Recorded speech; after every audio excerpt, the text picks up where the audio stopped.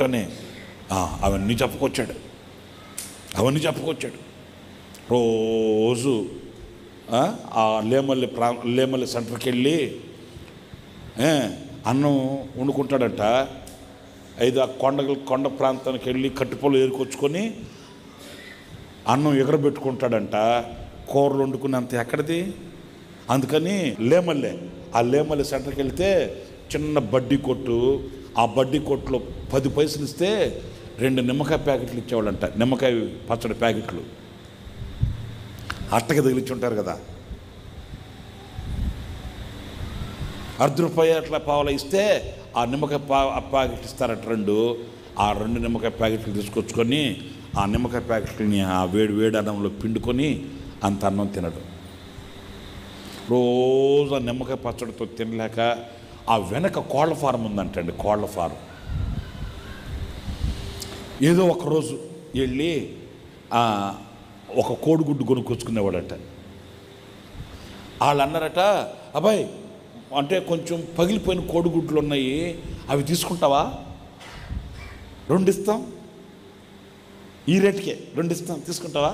పగిలిపోయినవి ఉన్నాయి అంటే, అమ్మ తీసుకుంటానమ్మా అంటే ఏదో పావులు ₹1 ఇస్తే 2 కోడిగుడ్లు ఇచ్చేవాళ్ళు అంటండి. పగిలిపోయినాయి. అవి కదలకుండా జాగ్రత్తగా అట్లాగా తీసుకొచ్చుకొని ఏదో అట్లాగా చేసుకుని తినేవాడట. ఒకరోజు అట్లాగే అది తెచ్చుకుందామని వెళ్తే వాళ్ళ ఆయన అన్నాడట, అవా ఏంటి నువ్వు వచ్చినప్పటి నుంచి ఆ పగిలిపోయిన కోడిగుడ్లన్నీ తీసుకెళ్ళిపోతున్నావు అని ఒక బాధాకరమైన మాట అన్నాడంటండి. నువ్వు వచ్చినప్పటి నుంచి మా ఇంట్లో కుక్కలకి లేకుండా పోయింది అది అన్నాడంటండి.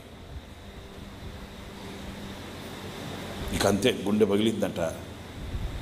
అంటే వాళ్ళ ఇంట్లో కుక్కలు తినేవి నేను తింటున్నానా? నేను వచ్చినప్పటి నుంచి వాళ్ళ కుక్కలకి అవి లేకుండా పోయాయా? తలంచుకొని మౌనంగా వచ్చేసాడట. ఇక మరలా అటువైపు వెళ్ళలేదంటండి. నేను ఎందుకు చెప్తున్నాను మీతో? ఈరోజు కొంతమందికి అవి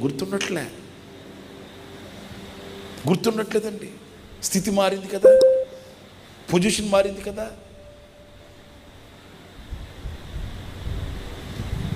ఎంత ఎత్తుకి మనం ఎదిగినా అక్కడి నుంచి మన తొలిటి దినాలు మనం చూడగలగాలండి.